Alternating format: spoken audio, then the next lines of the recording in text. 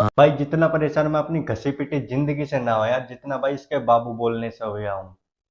दिमाग खराब हो जाएगा। मैं माँ आज मैंने आपको इतना सारा परेशान किया, इतना ज्यादा गुस्सा किया, उसके बाद हाँ भाई, इसने तुझे इतना परेशान किया है, इतना भाई, इतनी ऐसी तैसी कर रखी है तेरी, जिस हिसाब से इसकी हरकतें हैं भाई, तू चाय पिलाने लाया, इसे बेल्ट से मारना चाहिए।